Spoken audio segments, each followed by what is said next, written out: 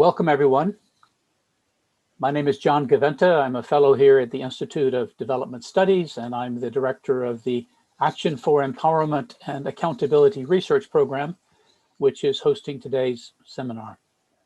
Many thanks to all of you for joining us. We see people coming in from all over the world. 1 year ago today, the World Health Organization formally declared COVID as a global pandemic. Over the last year, the spread of COVID has had huge implications, not only for public health, but touching all aspects of life, including human rights, governance, and democracy. Even before the rise of COVID, we had been seeing around the world a rise in authoritarianism, a trend towards closing civic space, and weakening of democracies. During the pandemic, many of these trends have intensified, with report after report warning of how restrictions used to control the spread of COVID could also serve as cover for increased surveillance and attacks on civil society. However, we know very little about how these trends have really played out in various countries. We haven't gone in depth in the past to see the impact on day-to-day life of civil society actors. What's been the impact on civic action? How have civil society actors navigated this rapidly changing direct terrain? What are the implications for the future? We're pleased today to hear from the Navigating Civic Space research program undertaken by IDS and partners in our Action for Accountability program. Our partners come from Mozambique, Nigeria, and Pakistan. And over the last few months, they've been asking these questions in their countries using very innovative methodologies, which we'll be sharing with you. So 1 year on from the declaration of the pandemic, this seminar will share our findings and preliminary investigations for what they mean and what they mean for present and future governance relations, particularly in these already fragile contexts. Our running order and our format will be like this. We'll start with Rosemary McGee, who's the leader of the research program at IDS. Colin, can you change the slide, please? And then we will hear from each of our partners. Aisha Khan, a researcher with the Collective for Social Science Research based in Karachi. Salvador Fokila, a researcher at the Institute for Social and Economic Studies in Maputo, Mozambique. Victoria Ibizim Ohere, the founder and director of research and policy at Spaces for Change in Nigeria. And then we'll have a discussant, Arthur LaRocque, the development director for ActionAid and previously country director for ActionAid Uganda. We've asked each speaker to take about 7 minutes to give an overview of their findings. Then we'll have a discussion from Arthur, and then we'll open it up to you for your comments on what you're seeing and for your questions. Please enter those in the chat function, and then we will try to monitor that and get to those after the speakers speak. Just to remind you, this session is being recorded and it's also being live streamed on YouTube. It will be available afterwards through the events page at IDS in case you want to watch it further or share it with others. The Action for Empowerment Accountability program is a 5-year research program that's been working in Mozambique, Myanmar, Pakistan, Nigeria, and Egypt. So far, we've published over 100 research, policy, and non-academic publications, asking the broad question about how and under what conditions does social and political action contribute to empowerment and accountability in settings that have a history of conflict, violence, authoritarianism, and democracy. We're fortunate to have several partners in this program, and their logos are listed on the screen here. Please come to our website at the top, www.ids.ac.uk/A4EA, to download any of these publications and to learn about other work going on in the program. But today our focus is on the Navigating Civic Space program, which we started just as COVID was starting. And we've had the opportunity to really go in depth with our partners over the last few months to understand these dynamics. Again, thank you for joining us. Thanks to our speakers. Look forward to a very exciting discussion. I'll hand over now to Rosemary McGee, a fellow at IDS, who has been leading our research from here. Thank you, John. So to go straight to our research questions, we were asking 3 questions. Firstly, what we knew already about existing trends in the civic space in each of these countries prior to the declaration of the COVID-19 pandemic. Secondly, how are different actors in the countries responding to the COVID-19 pandemic in ways that affect civic space in these 3 countries? And thirdly, and finally, what are the implications for the medium and longer term state of governance in each context once the pandemic is over? Next slide, please. The research looked at these 3 countries, which obviously have some differences between them, but they have a great deal in common, which we could loosely sum up perhaps as saying they're all cases of what we might call fragile governance. They're all countries where relationships between government and society are very fragile, with very weak relationships of trust and legitimacy, which dates back in all the 3 countries to histories which include fairly recent histories of post-colonial authoritarian rule and or civil war. And in fact, in all 3 countries, there are still current internal violent conflicts going on. In all 3 countries, they're all electoral democracies, formally speaking, but the electoral systems are quite systemically deficient and highly conflictual, with elections very contested and electoral violence a regular occurrence in all 3. And if they have institutionalized processes and spaces for citizens to engage with the state, then in all 3 countries, they have done so only partially or weakly in ways which make it really difficult for citizens to engage, and also of questionable worth, even if it's permitted, because those spaces don't carry very much weight. And perhaps most relevantly to this study, all these 3 countries show really significant backsliding in recent years in terms of their civic space, in terms of the status and the freedom and the conduciveness of their civic space to healthy governance relationships. Next slide, please. The research process that we used was a methodology which really featured as its center, I think, collective analysis in real time. And this was happening both in countries and at the cross-country level, all conducted within a quite compressed series of monthly cycles over 6 months from June to December 2020. So some of the other key features were that early on in the study, each country partner produced a baseline study that was to help us understand the recent trends in each country, so know what was the jumping off point at the start of the pandemic. Throughout the 6 months, each partner then undertook event tracking. So they were continuously scanning the media and social media to identify relevant events and debates, which they then fed into monthly observatory panels. And these were a really core part of the methodology. They were composed of a relatively constant group of 8 to 10 civil society leaders in each country, who were representative of different parts of the country's geography and of different sectors of civil society. And this group convened online every month in all 3 countries to debate key themes and issues of the day.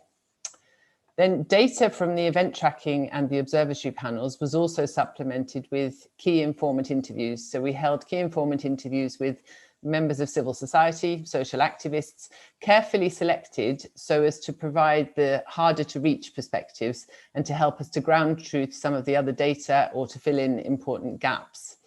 Increasingly, as the 6-month period went on, in these key informant interviews, we really honed in on the question of the navigation strategies that these social actors were using to navigate the shifting landscape over this period.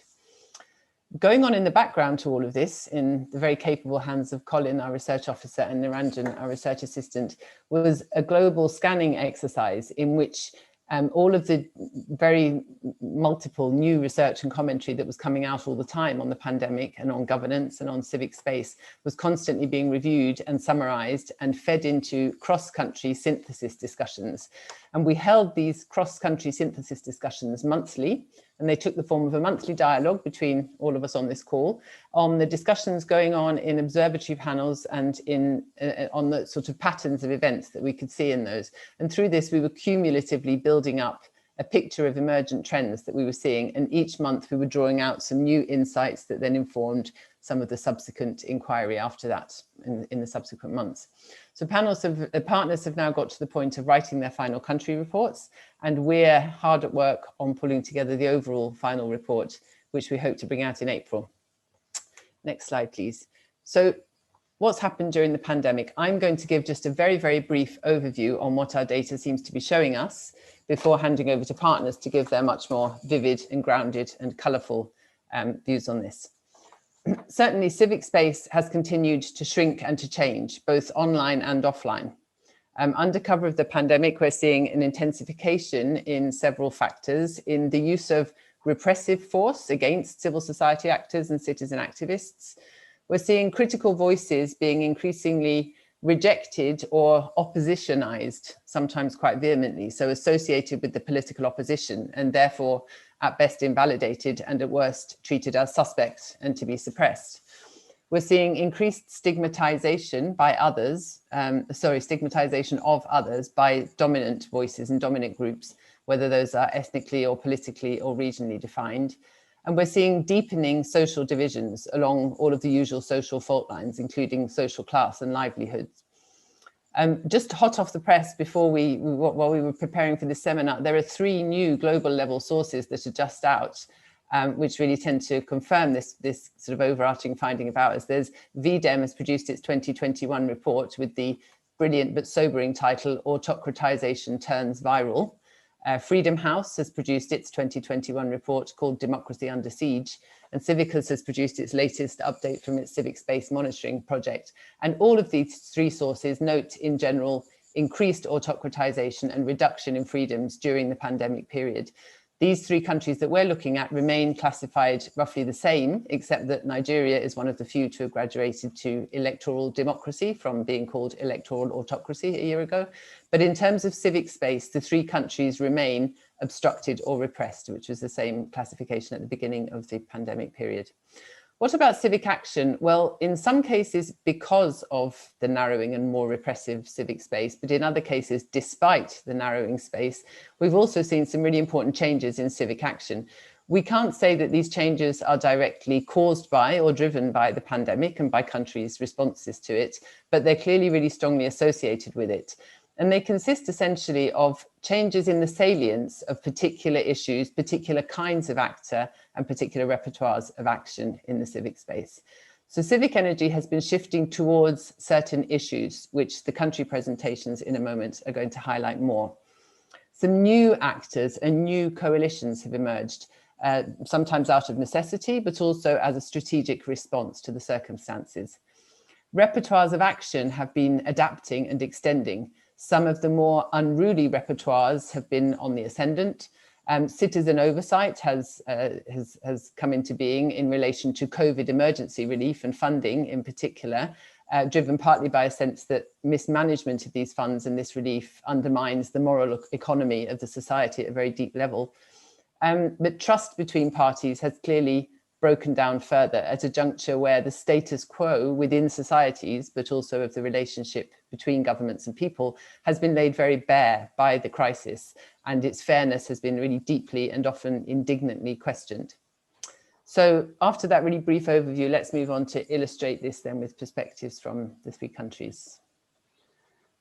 Thank you very much, Rosie, for that quick overview. Let's move now to Pakistan and to Aisha Khan. Aisha is a senior researcher at the Collective for Social Science Research based in Karachi, Pakistan. Colin, can the slide move forward? Thank you very much, John and Rosie. Aisha, we were having problems with the slides earlier, so why don't you continue and we'll try to get the slides to catch up with you. Okay, great. Thank you, John. I'll just start by giving everyone a brief overview of the story of COVID in Pakistan. We got our first cases in end of February 2020, and a countrywide lockdown was imposed in March, as you can see, I hope now on the slides. In Pakistan, the peak really came in the middle of June last year with over almost 7,000 cases in one day. Interestingly, and for reasons that we don't actually know, the number of cases and infections has been very high. By the end of last year, it was almost 500,000, but the number of deaths has been relatively low. By the time Christmas rolled around at the end of last year, there were less than 10,000 deaths registered. A vaccine campaign, very limited just for health workers, was begun in February of this year. But unfortunately now in the last few weeks, we have seen that cases have suddenly risen. Although the government announced that it was going to fully reopen schools and businesses a few weeks ago, in the last week, 50% rises in the number of cases forced them to reverse the announcement. So the main challenge right now seems to be that the public generally does not comply with basic safety measures. The practice of wearing masks is not universal. And in fact, in most congested areas around the country, you will see few people wearing any masks at all. Next slide, please. So we identified almost 700 media articles that referred to some aspect of civic space during the last year, whether it was opening or closing, whether discourses were changing, rules were changing, and whether popular protests were taking place. The slide here shows you a photograph on the left of community health workers protesting in the capital, Islamabad. They demand better employment benefits and PPE to help them work more safely under COVID. And on the right on this slide in the photograph, you see medical students protesting against changes in the curriculum and licensing structure for doctors. These protests all accelerated during last autumn. In addition to the ones that you see here, university students across the country also held sit-ins to demand the right to form student unions and address other issues on campus, like the digital divide and sexual harassment of girls. And other sectors of the labor force protested as well. Those workers laid off from garment factories because of COVID, farmers whose subsidies were withdrawn, and others as they lost their livelihoods. These protests took place against a backdrop of ongoing constraints.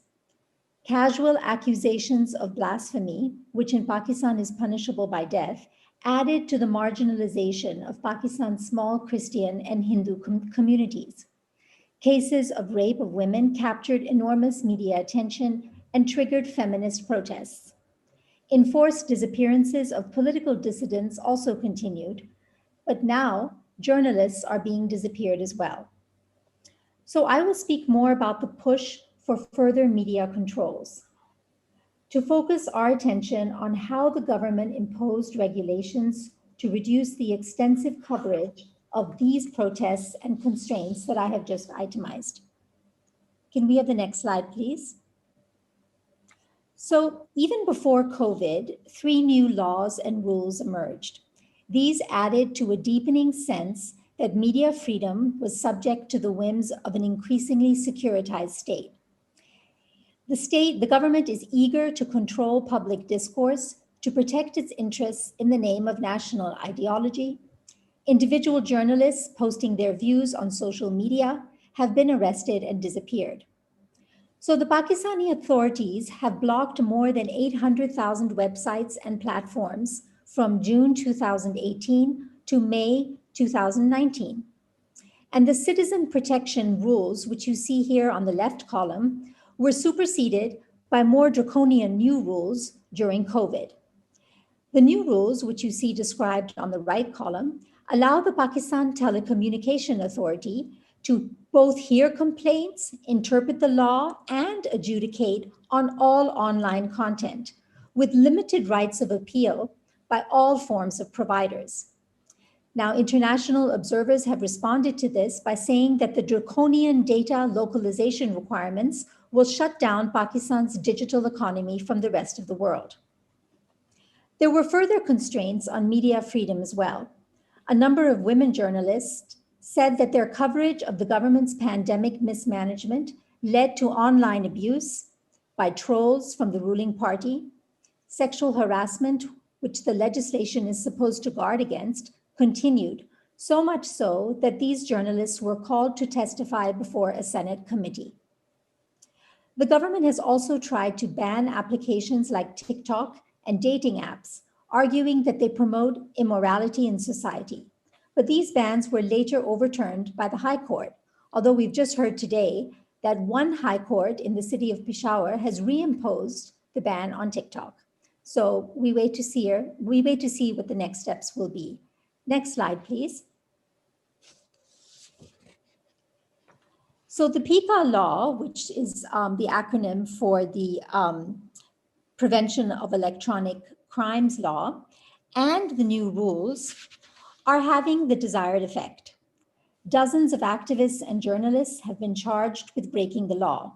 And worse, activists from public protests, which I described earlier, and people who are critics of the government are forced into self-censorship to protect themselves from charges that will be impossible to defend. So there are three main forms of resistance to the new curbs on digital space, which you can see in the column on your right here. One of them is collective action. You see here that the Pakistan Union of Journalists has filed a petition against the use of PICA. The second form of resistance is led by high-profile advocacy NGOs arguing against the validity of these measures. And the third is that of individual citizens filing petitions in the courts against the bans on some apps. So to summarize, while protests and claim-making continues on the streets of Pakistan, COVID has pushed us to rely on digital spaces for more of our information and activism than ever before. But the new constraints on media have increased the pressure on citizens, adding to the risk of free speech, and with it, reducing the safe spaces for social and political action. Thank you.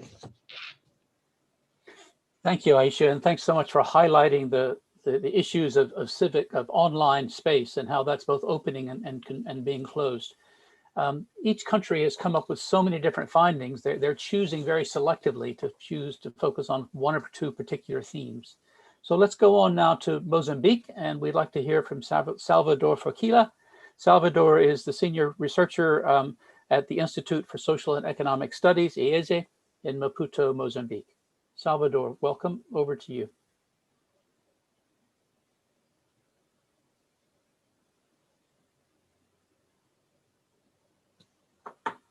Thank you. Many thanks, John. Good afternoon. First of all, I would like to say many thanks on behalf of the Mozambique research team for the opportunity to share our findings. My presentation will focus on the second and the third research questions. I will first look into how different actors are responding to the COVID-19 pandemic in ways that affect civic space in Mozambique. And then I will move to the implications for the medium and long-term state of governance in Mozambique. But before I proceed, let me briefly share some elements of the timeline of COVID pandemic in Mozambique since March 2020. The first case was confirmed on 22nd March, and 1 week later, the government of Mozambique declared the state of emergency in order to deal with the pandemic. So unlike other countries in the region, such as South Africa and Zimbabwe, Mozambique decided not to impose any lockdown. The state of emergency was extended and lasted until beginning of September, when the government declared the situation of public calamity, which is intended to last as long as the risks of the pandemic exist. On the 24th February, the country received the first 200,000 doses of vaccine as donation from China. And the campaign of vaccination was launched on 8 March with health workers as priority groups. Now, how are different actors responding to the COVID-19 pandemic in ways that affect civic space in Mozambique? Let me say first that civic space has been deteriorating over the past 10 years. And the arrival of COVID-19 with the declaration of restrictive measures within the scope of the state of emergency only worsened the situation, crystallized in policy brutality and the strengthening of the government's position in relation to civic organization working on issues related to governance and policy in different sectors. So despite this deterioration, different actors, particularly civil organizations, civil society organizations, respond by exploring the possibilities that still exist within the legal framework. do it essentially in three ways. Firstly, by exploring the use of internet and social media. Many civil society organizations started organizing online events in order to discuss issues linked to COVID, but also related to other issues. And despite some limitations linked to difficulties in terms of quality of access, internet access, impossibility of street demonstrations, the evidence showed that the use of internet and social media allows civil society organizations to reach a wider and diversified audience with the aim to influence the governance process. Secondly, by using service provision as an entry point to civic action and exploring win-win initiatives with the government. Due to the closure of the civic space, activity related to governance have become difficult to implement. Many civil society organizations, since the first moments of the pandemic in the country, have been involved in service provision activities with the aim, with the status of government partners. Some of the civil society organizations managed to go further, developing activities with the aim of monitoring government actions and therefore navigating within a civic space market by major constraints. Thirdly, by monitoring COVID funds and individual and collective freedoms, in April 2020, the government of Mozambique presented its needs to the international community in order to face the pandemic. The official sum, which was announced, was $700 million US. Within the scope of COVID-19, a group of civil society organizations gathered under the Budget Monitoring Forum, which is in Portuguese, which is called Foro de Monitoria or Orçamento, building on past experiences of monitoring government actions, launched the initiative called Responding to COVID-19 with the Right Accounts, with the aim of ensuring transparency and consistency in managing of public funds. But, next slide, please. But the way different actors are responding is not uniform throughout the country. There are some variations due to essential two factors. The first factor is linked to geographical differences regarding the close of civic space. Mozambique is currently facing two armed conflicts, one in the central region, Manica and Sofala province, and another one in northern region, particularly in Cabo Delgado province. What we see is that in the armed conflict affected zones, the civic space is much more closed than it is in non-affected zones, making very much difficult for civil society organizations to navigate in armed conflict affected zones. In addition, there are also differences between rural and urban areas. Insofar, civic space is much more closed in rural areas than it is in urban areas. The second factor is linked to an equal distribution of financial, material, and human resources. Maputo-based organizations are much more better equipped in terms of resources than those based in the province or districts. As a result, for example, organizations based in the province explore less the use of internet and social media for activism purposes than their counterparts based in Maputo. And civil society organizations in the province are also involved as government partners. However, because of the limited resources, they often get involved in association with Maputo-based organizations in a partnership that in turn is also a service provision for local organizations to those based in Maputo. In practice, a power relationship is structured that reflects and reproduce the regional asymmetries and dependence relations of the civil society at local level in relation to the civil society based in Maputo. Finally, to finish my presentation, I will move to the second research question. Next slide, please. So what are the implications for the medium and long-term state of governance in Mozambique? There are two main implications. The first implication is the risk of increasing political inequalities and violence. Although Mozambique is formally a democracy, the closure of the civic space constrains individual and collective freedoms and affects the access to political participation, namely elections, strikes, demonstrations, etc.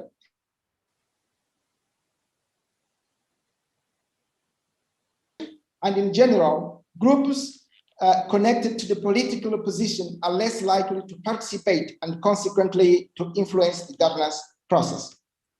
And the second implication is the risk of segmentation and weakening of civil society.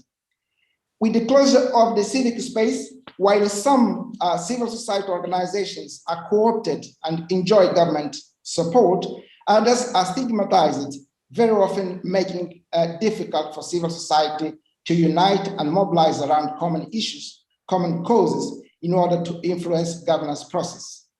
This is exacerbated by the competition among civil society organizations in getting access to funds in a context where donors are decreasing their financial support to civil society.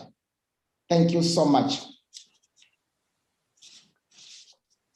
Thank you so much, Salvador, for those very interesting and overview findings. And in the chat, we can get more into depth in some of these really important points.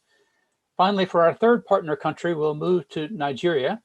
And hello, greetings. Here our presentation from Victoria Ibazim Ohere, Spaces for Change. Victoria, over to you. Can everyone hear me? Great. Thank you. Good afternoon, everyone. Greetings from Lagos, Nigeria.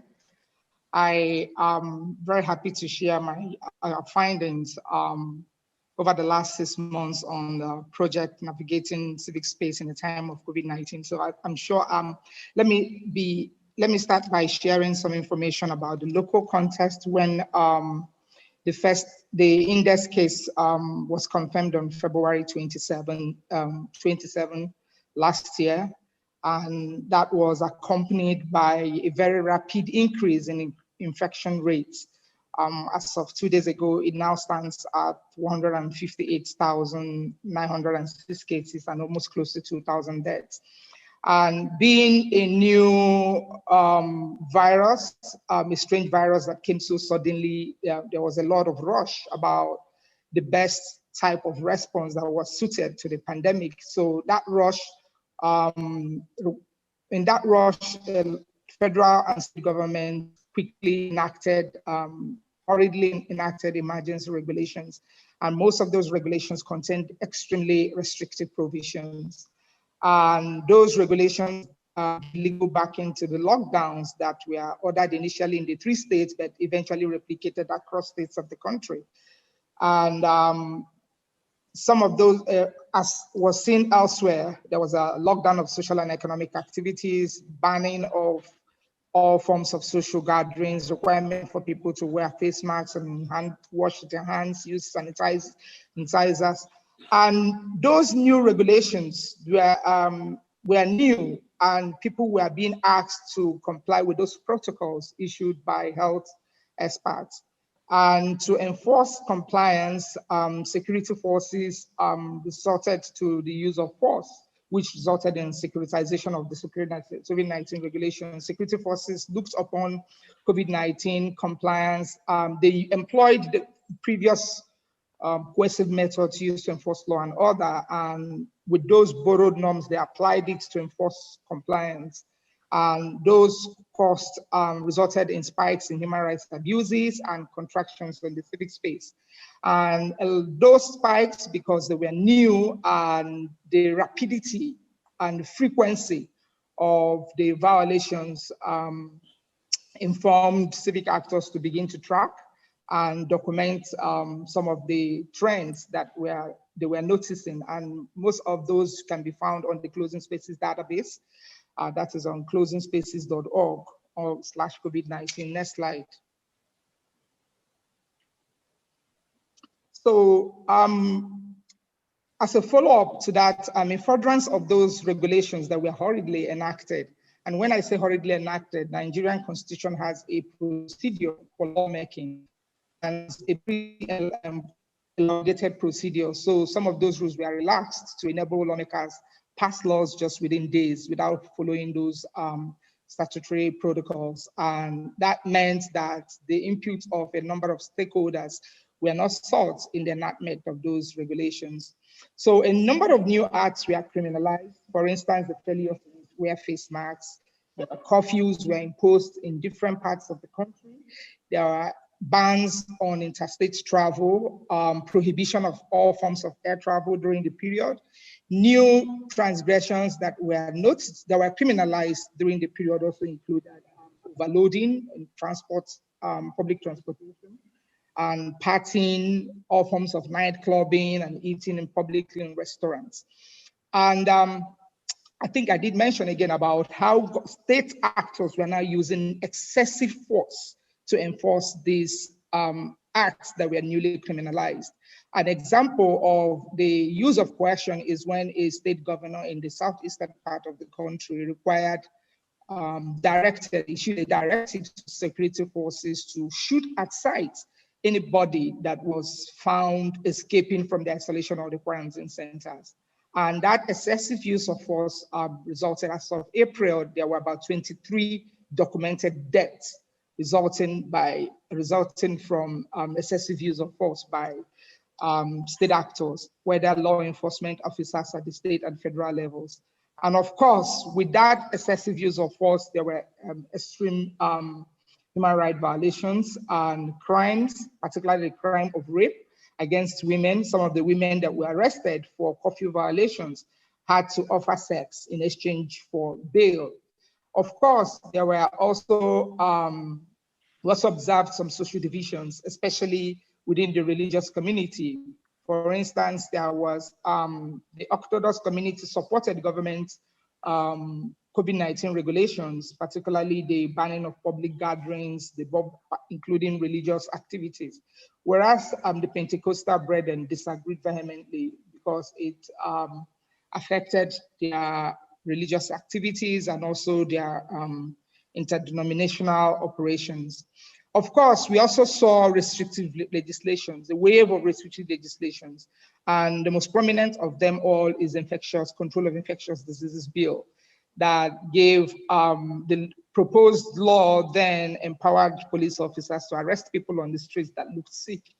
And of course, also empowered the Disease Control Agency to prohibit public gatherings and demolish buildings that were suspected to be linked to outbreak of any disease. So with all of that happening, there was a lot of outrage among the populace. Next slide.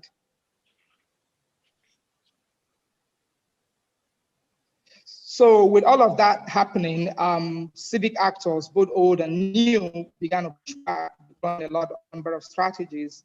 One of those, as you can see from the flyer, there were about 6 organizations came together. These 6 organizations, they render legal services as part of their routine service offerings. So they pulled together their legal departments to create the Action Group Legal Helplines, which was providing free legal representation and support services to people whose rights were violated during the lockdown as a result of not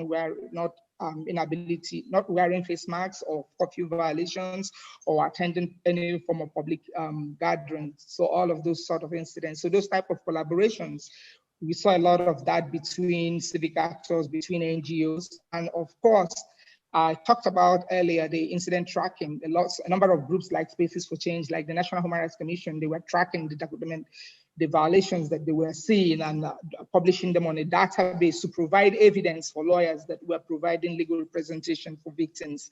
North-South exchanges also became very common, but for instance, is the research collaboration between Spaces for Change and the Institute for Development Studies. And a lot of similar research initiatives were going on with different stakeholders trying to understand the impact the pandemic was having either on women or young people, on the informal sector. Those collaborations became commonplace. Then we also witnessed the rise of digital assemblies. And what that means is that a number of people, because they were restrained from gathering on the street, refrained from coming together physically, they had to resort to their access to digital enabled devices and the internet to converge online, especially on Twitter. And a lot of Twitter fueled protests were witnessed during the period. And with that emerged a lot of new entrants in the civic space. We had a lot of citizen activists, we had media, celebrities, churches, medical doctors, And different stakeholders became interested in the governance of the country because they were having a direct feel of how the governance challenges were causing, constructing the civic space and also causing social and economic, worsening already existing social and economic conditions. So with that new trend, we could safely conclude that activism is no longer the exclusive reserve of civil society, of trade unions, of media advocates who are the traditional actors that were leading activism or pushing for systemic reforms in the country. Next slide. Just a couple of minutes, Victoria. Yes, so what really influenced success? Why was activism during the lockdown, why was it successful? One of the examples of online activism, the XRS protest, the Me Too protest, the Revolution Now protest. Why were those protests successful? Of course, the first is the improved access to technology, the advancements in digital technology and availability of internet-enabled devices, aided the creation of new spaces for organizing and for assembly. Again, personal convictions. A lot of young people previously uninterested in matters of governance. COVID-19 affected everyone, forced everyone to be at home, made everyone to have a taste of what police brutality looks like. So with that, people were now convinced to take part in the online or offline assemblies that were nearer to them. I also have talked about the pre-existing social and economic conditions, worsening poverty levels, the inequalities, gender-based violence. All of those were exacerbated during the lockdown, and the intensification of those conditions propelled people to take action. Of course, we also started seeing what we are calling innovative campaign techniques, which is also linked to technology. We saw what we called leaders' protests. What that meant that because it wasn't people took ownership of that campaign in their various states, leading the campaign. There was no central coordination. And those protests were very entertaining. They were accountable. The monies that were crowdfunded and raised online, reports of expenditure were shared online. So with that accountability, many had confidence in the protest. Many had confidence in the opportunities for reform that could emerge from the protest. So all of the above trends we're seeing, even though the pandemic brought a lot of boom, but those civic actors, both old and new, transformed that story of gloom to boom in civic action and civic participation in governance. So I would like to refer listeners to the Closing Civic Spaces database in Nigeria so they can get some more information on some of the discussions, some of the experiences I have shared here. Thank you very much. Over to you, Rosie. Thank you very much, Victoria, for that overview of Nigeria. And please, colleagues, do go to the Civic Space database that they are using to track. And this is ongoing. As you saw in the slide there, there have been 581 arrests just since January this year in Lagos alone. So these trends are continuing. So we've seen a few highlights from 3 of the countries where we've been doing in-depth research. To put these in a broader perspective, we would like to call, Rosie will give some overview, and then we'll go on to our discussant, Arthur Larocque. Thank you. So here I want to pull together some thoughts relating to our third research question about the implications of all the above for medium to longer term governance in the countries that we've been looking at. And we are still working to tease out all of the implications as we work towards producing our final report. So I'm going to do it more in the sense of raising a handful of questions about the closing space, civic action and citizen-state relations, which I hope we can pick up on in the discussion, or perhaps when our discussant gives us some points to think about in a moment. The implications for the civic space in future do seem to be, sadly, that it will continue to narrow and close predominantly, and in some cases change within an overall narrowing tendency. We maybe are seeing a re-centralization of authority and power in the executive in the countries we're looking at. Possibly these current trends are pointing to a likely increase in dissent and opposition getting expressed through violent means because of this narrowing of other spaces to do it. Civic activism seems likely to continue shifting online, not fully, but in growing measure. But if the current tendencies are anything to go by, is this going to be accompanied by parallel developments in use of online means to shrink civic space and to suppress civil society actors? despite fractures in civil society, are we also perhaps seeing a fresh impetus with some new coalitions, some diverse navigation strategies and ways of working emerging? And looking specifically at citizen-state relations, are the positions of these two parties going to continue getting more and more polarized from each other with less and less ground in the middle for constructive collaboration between them? Finally, at the level of aid programs, which are intending to support democratization and governance reform, this would all seem to point to a heightened importance, but also a growing challenge in achieving their aims, and to the need for governance aid that's more adaptive and politically savvy and perhaps more risk-taking. So that's it. Over now to Arthur for the discussant. Thanks, Rosie. Some big challenges. So Arthur, over to you. Arthur is with Action Aid based in Uganda, but Arthur has also been connected to the Carnegie Endowment Civic Research Network that's been researching similar themes across the world. Arthur, a few thoughts from you. Thank you very much, John, Rosie, and all the panelists and presenters. It's indeed an honor to be part of this conversation. So I work for ActionAid. I am Ugandan, but I am based in Nairobi, Kenya. That's where the hub that I sit for at ActionAid is located. I've been in Kenya for the last 3 years, but previously I was country director, like John mentioned.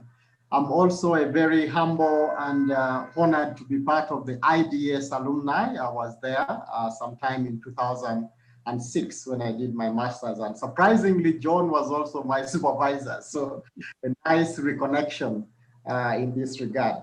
Okay, so just a few comments really fast about COVID. Then I will try to tackle 3 questions. Maybe the last 2 will be combined. So the first one will be, do the findings from our colleagues in Pakistan, Nigeria, and Mozambique resonate with my experience and understanding and where I'm located?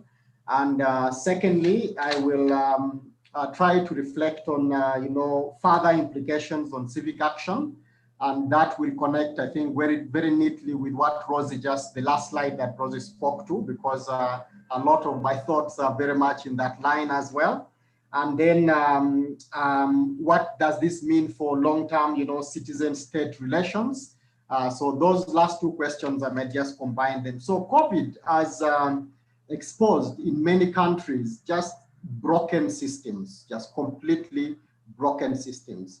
It has exacerbated inequality. It has exposed inequalities in education, in access to health, in poverty and privilege, and all of this has just been exposed by this COVID. And in many ways, it has also exposed some of the strategies that civil society have and their worldview of things. So that's one observation I wanted to make. In some respects, it has been an equalizer. In some parts of the world, we are used to our government officials flying to Europe, to America for treatment. This time we have either survived or died in our local hospitals. So in a way, it has also drawn attention to the need to invest locally in our public health. So I think there are some aspects about this pandemic that we need to use as entry points for larger reforms in the future. And it has just gotten us back to just a return to common sense. There are some basic things that before we started talking about vaccines and all of this, just the basic things that were to protect us and safeguard our lives are things that we, underrated in the past, so basic, health measures that you can take at a personal level are things that we were reminded by this pandemic to be very, very important at your home, at your office, and in different places. So that's about the COVID pandemic. It has led to disruption, but also catalyzed new forms of civic mobilization. And I think that's where we should perhaps focus our future attention. What have we learned and what can we do differently? So let me come then to the first question about, do these findings resonate? Absolutely, yes. So everything that Aisha, Salvador, and Victoria have spoken about really relate with the context and the experience that I have had including some work that we have done under the Civic Research Network of the Carnegie Endowment for International Peace. So the first thing that I just wanted to emphasize a few points. You know, the pre-COVID situation, in as far as civic space was concerned, was already very bad in many cases. So the reference to Freedom House and Civicus analysis is pretty much the same, you know, trend that I see in my context. So that's pretty much similar with what all the speakers have talked about. The drivers of clamp down in the pre-COVID period, the same, I think, everywhere. Resurgence of authoritarian regimes, you know, questions about the efficacy of democracy, where we can just sacrifice certain practices that we have gotten accustomed to. The resurgence of conservative groups and counter-protest movements in a number of our countries, whether you're talking about Ethiopia, Uganda, you know, we have seen also the rise of conservative groups that has been accompanied, I think, by some of these authoritarian, you know, regimes that we have seen around the world. I think there were some interesting surprises in the presentation. I think, you know, the extent of clampdown in Pakistan, the arrests in Nigeria, and the, you know, innovations that we have seen with regards to that Civic Space, you know, website that you have highlighted are all interesting variants, but, you know, speak to the same, you know, situation that we are experiencing in different countries. Let me move to the second question, which I think is takes us a lot deeper in as far as the implications on civic action going forward. I think from the work that I have associated with at the Carnegie, we've seen public and solidarity giving increase among civil society groups and just local groups. One surprising thing that happened in Uganda was that local people, whether they are taxi drivers or, you know, border riders, were contributing money as little as $1 to the government, you know, for the response. We hadn't seen these kinds of solidarities before. So what Carnegie calls like mutual aid societies have emerged in ways that I believe will be useful beyond the pandemic. The whole discussion we've had about misinformation, I think civil society groups have in many regions in Kenya in particular, and ActionAid, the organization I work for, has been at the frontline. ActionAid Kenya, you know, in the coastal areas, providing information about that have challenged some of the misinformation that we have received also from governments or just online. There is so much misinformation that is happening. So I think it has brought civil society out as a credible actor in some places. The third is this whole mantra around repurposing. The organization I work for, we have long-term interest in local communities. You know, we have 10, 15-year commitments in communities. So we were able to repurpose lots of those resources and move them for more like emergency relief. And I think this has happened in many other countries as well, where even advocacy organizations took on you know, assignments that are more connected to the situation that the pandemic exposed. I think fighting back measures around restrictions that have emerged. In Uganda, I saw a lot of defiance. There were just instances when, you know, the COVID operating procedures were applied, you know, with partiality. There was just pushback and the rise of defiance, which I think also will connect with some of the final comments I will make in relation to what Rosie, the last slide that Rosie provided. So let me move then to the last part of my submission, which is really about what do I see as, you know, the further in the future. What does this look like? I think there are some really important questions that we need to reflect on. First and foremost, what will happen to what I consider some regaining of legitimacy by civil society? You know, civil society then has been more focused on real needs of people during this pandemic. Will civil society legitimacy, which has been under threat over the last few decades, be questioned after this pandemic more? I think this is an open question that it depends on how civil society response. I think we've used this mantra before. It's my second point about thinking global and acting local. There's been a lot of local action just as a result of restricted movements. I think there were more actions taken at local level. Communities were not connecting that way. So after the pandemic, what will happen? Will we see deepening of local action, or will we see local actions connecting the dots and reimagining broader political, efforts, whether at global level or national level or regional level? So I think that's something that we need to pay attention to. The kinds of things that we have done during this pandemic, will that become the new normal, or we will revert to other ways of operations? I think the third point that we need to reflect on in terms of big questions is about how we connect the dots. I mean, COVID has pretty much been framed as a public health crisis, but in many ways, the pandemic has exposed broken systems in governance and in politics. Will we shift from this public health crisis and try to understand that the larger problems that we face are political and economic, and that post-pandemic we will see greater focus even on these larger questions. And finally,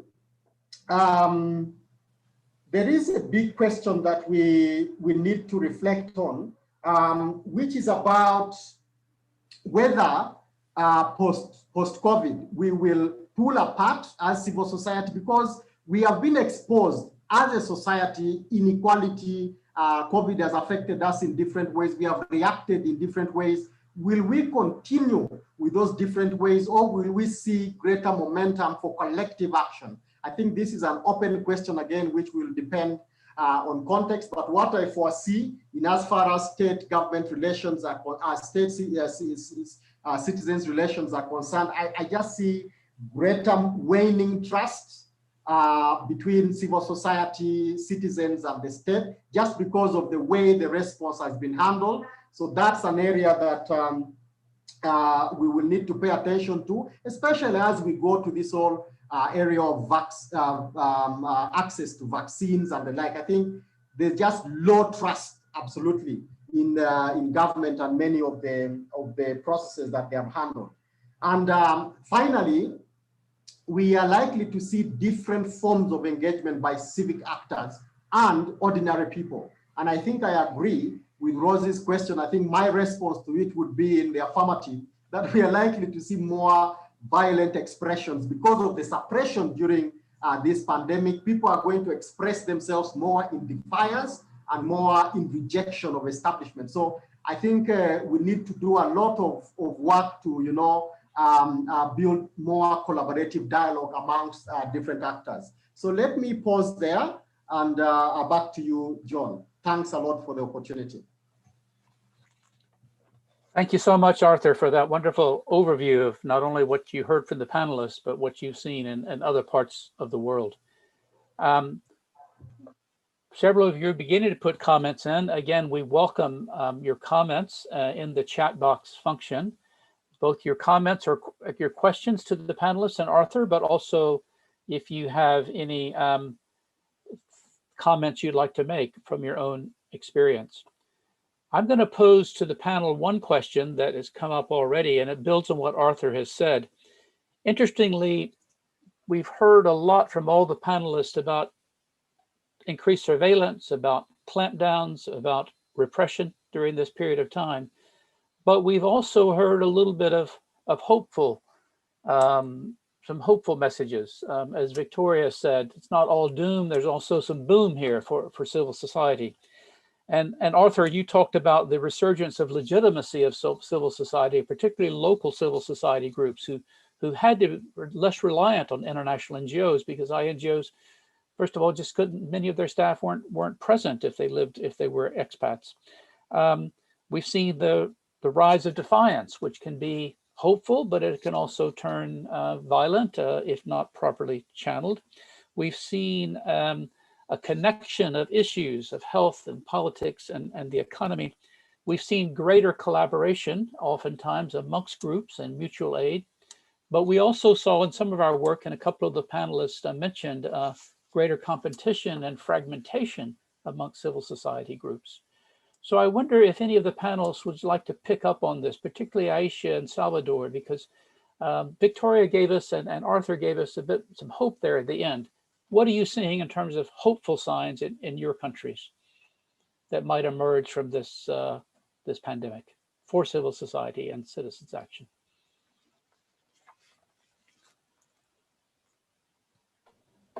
Aisha, would you like to jump in? Yeah, thank you for that question, because I think that it's an important one. There's an interesting trend in the protests that I showed you. I showed you examples of lady health workers, the community health workers protesting, as well as university students.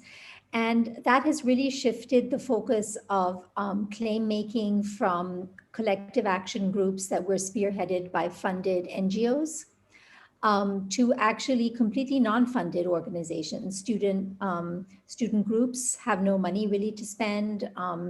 The health workers that are protesting, even the doctors that are protesting, are not belonging to formal associations that have funds, but this is really a very organic kind of civic action that we're seeing in Pakistan after some time. Whether this will expand also more broadly into the livelihood-related protests that we've seen is perhaps too early to tell. But I think it is interesting to see that there is a possibility that student politics will have a revival after many decades of being completely repressed. The real challenge is that groups like this that are representing actually very organic grassroots protests, will they be able to survive the added surveillance and the added criminalization of their behavior in the coming months? So there's a real challenge there, but there's also opportunities for us to look beyond the usual NGO lineup of suspects that are doing rights-based claim making in Pakistan. Great, thank you. Salvador, what messages or what positive, hopeful, long-term signs are you seeing? Thank you so much, John. And I think also that is very important question. And just want to highlight two things. The first one is that there is still, I would say, opportunities when we look at the legal framework that can be explored by civil society organizations. And civic actions that is taking place right now is actually also trying to explore that opportunities that exist actually linked to the legal framework. And the second thing I would like to mention is that it's very important to differentiate, I would say, formal civil society, basically linked to all these NGOs based in Maputo, but also in the province. And I would say what I would call informal civil society, very much linked to community-based organizations, CBOs. And there, I mean, we can see different dynamic, and even during pandemic period, we can actually see something going on, trying to overcome, I would say, the deterioration of civic space, and trying actually to raise voice and claiming to be heard. So I think that in the future, we can also see these informal civil society coming up and trying to introduce very much active civic action and aiming for changes. Great, thanks. So we do see some positive signs, some hopeful signs. Critical to that, and Aisha, you touched on this, and we have another question here, is about sustainability of these actions. And Victoria, I'm going to come to you with this one. One of the Celso has asked the question: what are the sources of funding, technical, legal, logistical support that are supporting these civil society organizations that are pushing back, and how can that be sustained?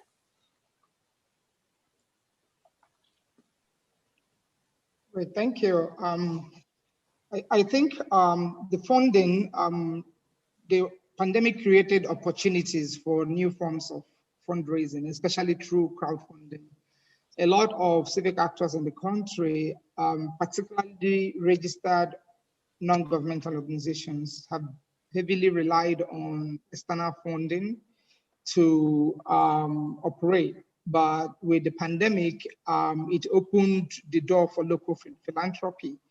An example was during the NSAS protest, because they needed money suddenly and needed to raise funds just like very spontaneously. They resorted to crowdfunding, and when banking restrictions prevented activists from crowdfunding using the formal banking channels, they resorted to other innovative means like Bitcoins and cryptocurrency.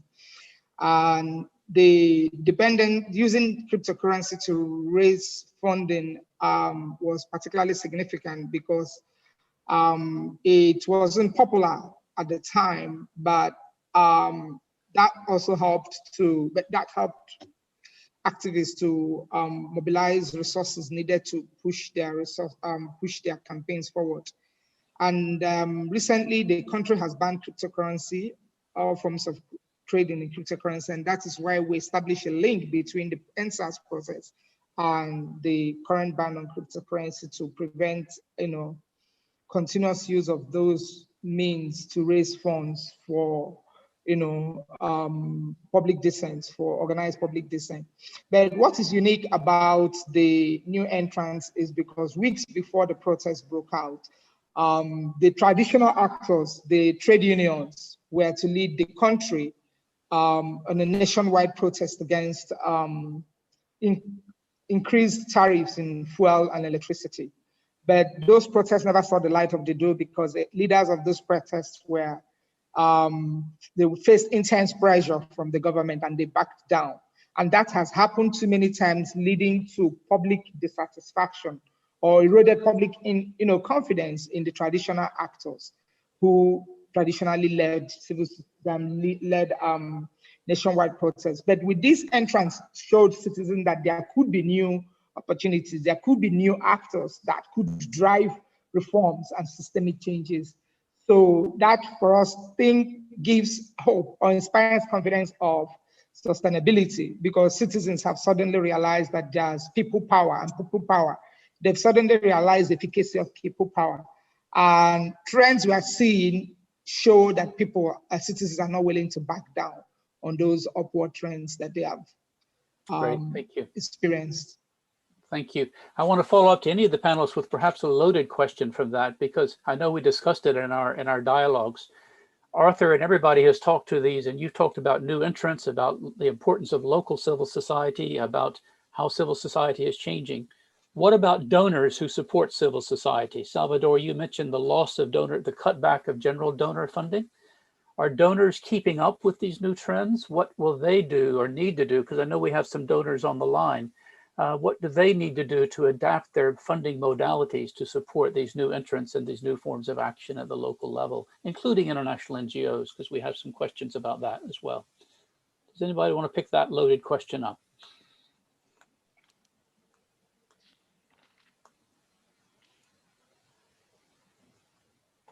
Sure, I can just make a few observations about the situation in Pakistan, because actually prior to the pandemic, new regulations, which I didn't really touch on in my presentation, were really affecting the ability of NGOs to function legally. The registration process and the access to funding process through donors were becoming subject to more and more regulations. So you have NGOs that have been working for 20, 30 years in Pakistan who were having their no objection certificates from the government actually withdrawn. So the NGO sector had gone into a crisis prior to the pandemic.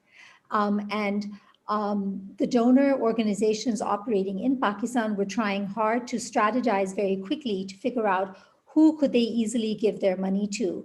And that seemed to this now seems to favor new and upcoming organizations that do not have a track record of doing advocacy or rights-based work, that may be more aligned with the establishment and the government, but yet because they get the regulations and the clearances to operate, donors might be preferring working with them. So there's actually a bit of a crisis right now in the NGO sector, which will have implications going forward for using rights-based advocacy. Thank you.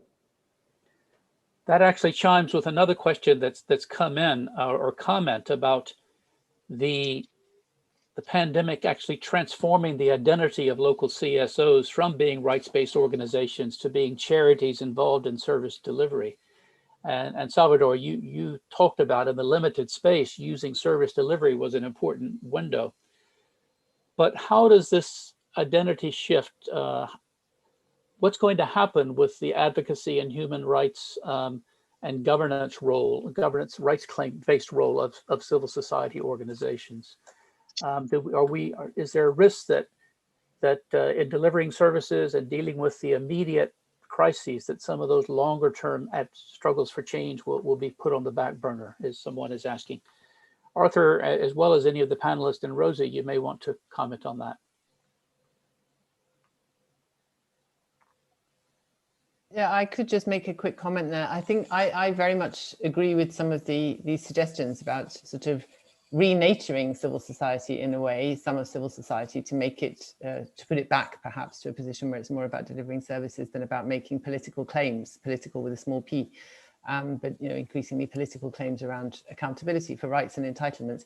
And my sense is that we're perhaps moving towards a bifurcation of civil society, where we get some civil society actors becoming more of the Gramscian type civil society actors that see civil society as an arena of contestation, and the rest of civil society taking on more the form of de Tocquevillian civil society, where they're supplying needed services and inputs for society and the economy and the polity as a third sector, along with private sector and government. And I think we can certainly see some of the seeds of that going on in these countries as we look at what's been going on under the pandemic. And indeed, I've been coming across it in other areas of my work too. Anyone else on that question of the role of civil society as service providers and offering charity relief versus human rights and advocacy work? I think in some of our work, in our conversations, we saw some of those distinctions falling away, didn't we? That actually some of the different groups were playing multiple roles, and as you pointed out, Victoria, a lot of new actors in the arena were causing some of those old divisions between civil society to rapidly change. Yeah, I think with those new entrants, like churches, private sector also got involved in providing goods, specific goods and services. And what necessitated that basically was a lockdown. There was a lot of outcry about food shortages in the country, and the market closures and the palliatives distribution, the gaps in distribution of the palliatives. I think with that outrage, forced civil society to divert to respond to some of those calls to provide food, to provide daily supplies to household. And again, like I mentioned, the rise of local philanthropy. We saw local corporations for the first time supporting charitable operations of civil society groups, making donations to civil society, asking, supporting the provision of relief materials, and also supporting civil society to distribute those materials to people in remote locations. So those were some of the changes that were that emerged during the lockdown, during the pandemic. Thank you. Yeah. Arthur, did I hear you trying to come in? Or Salvador? Salvador, I heard you, and then Arthur. And then yes. I'm going to go to some other questions. So just very briefly. Thank you so much. I think that, as I mentioned in my presentation, and what we see in Mozambique, for example, is that civil society organizations are actually using service provision as an entry point to engage with the government as government partners, and then try to tackle other issues like human rights and advocacy, etc., etc. But I don't think that this situation will actually make civil society organization much more stronger when it comes to human rights advocacy. It will depend very much also on the how the whole regime will evolve. For example, Mozambique has been downgraded in democracy index.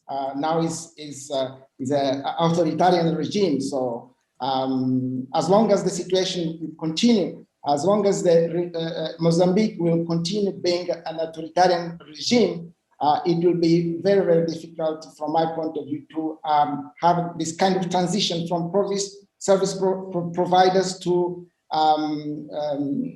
organizations very much focused on human rights and advocacy. So that will very much depend on the way the regime will evolve itself. So we have to work within the space that's available in various countries. Arthur, did you have any comment on that? And there's several other questions I need to jump on into. Yeah. So I just want to come on that very point, and then maybe one other that I've also seen on the chart. So in terms of identity shifts, I think I talked about repurposing and adaptation. And I think civil society in many contexts tends to respond to context and change accordingly. So I do think that if there are demands in a different area, sometimes critical observers say this is mission creep, but in others we might say this is just adaptation to be relevant to context. However, on this question on rights-based, I see two important contributions that have strengthened rights-based organizations during this pandemic and in the post-pandemic era, if we ever get there. One is on this whole accountability for funds and the anti-corruption movement.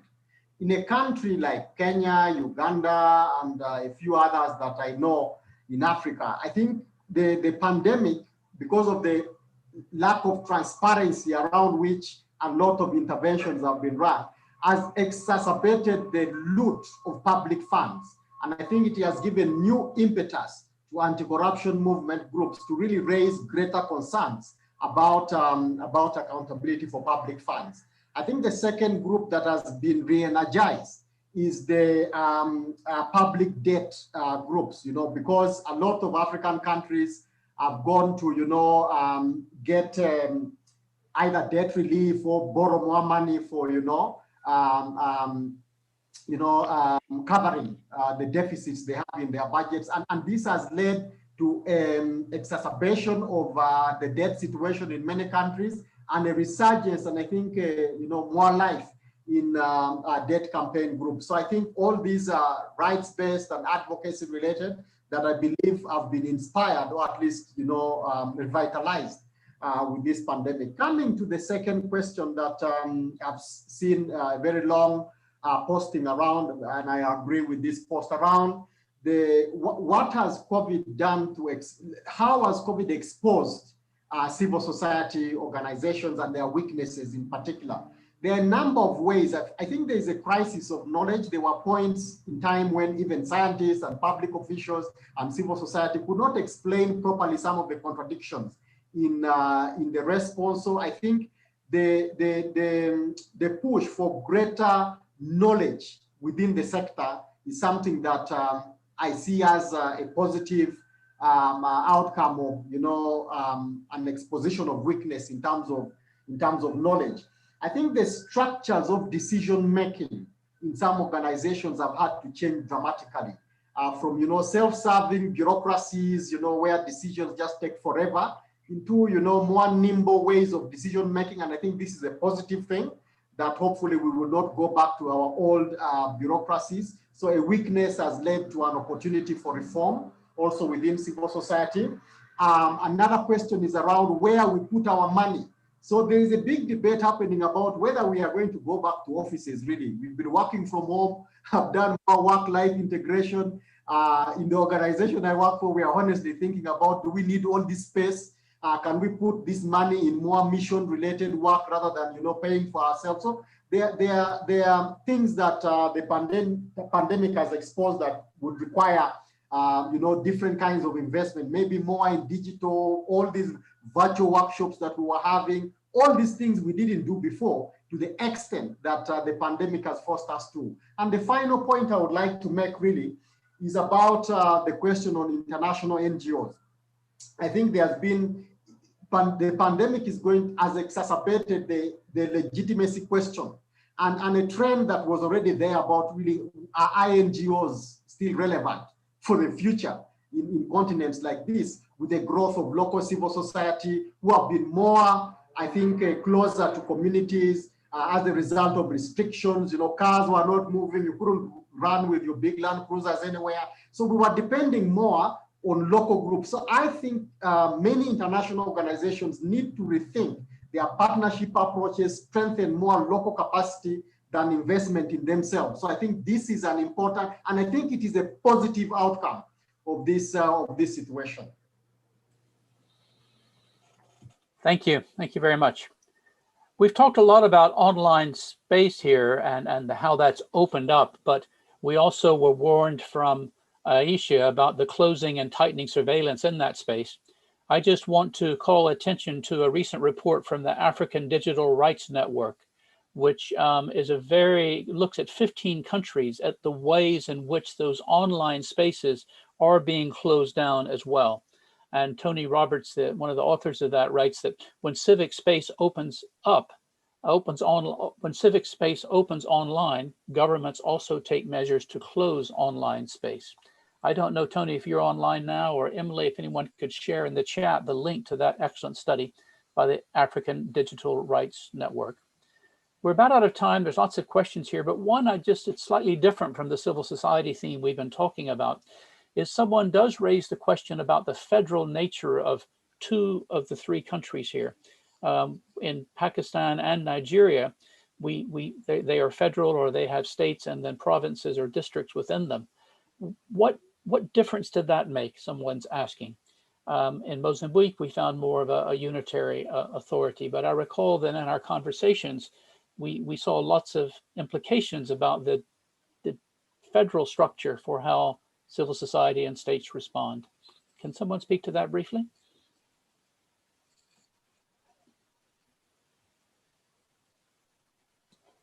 I could just say very, very briefly something about that, which is that, the federal government came into direct conflict with the only provincial government in Pakistan that was not represented by the ruling party, and that is in the province of Sindh here, in its management of COVID.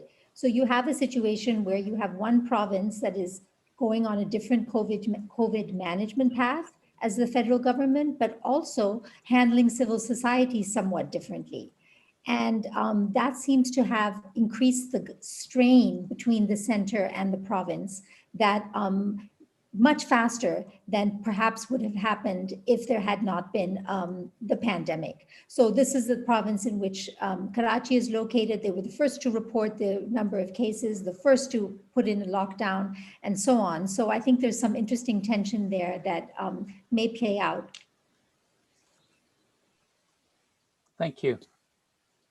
Yes, in Nigeria, we witnessed two trends. The first is the state-federal tensions, regulatory tensions, where laws enacted at the federal COVID-19 regulations enacted at the enforcement of certain COVID-19 regulations at the federal implementation of those regulations at the state level caused a lot of tensions because they didn't basically, they were interpreted differently at the state levels. The second trend that was noticed was executive overreach, where state governors trying to imitate the federal executive powers at the state level, overreach their statutory powers. And an example is the banning of air travel, airspace, shutting down airspace. Airspace regulation falls under federal jurisdiction, but in enforcing the COVID-19 regulations, a number of states closed their land borders and airspaces, which was quite in excess of their constitutional powers. Those produce a lot of tensions between citizens and the government, both at the state and federal level, with a number of actions instituted at the courts to determine the extent of or the limits of emergency powers vested on either the executive governors or on the president. Thank you. And I think one of our overall findings was that particularly it's really hard to generalize even at the country level.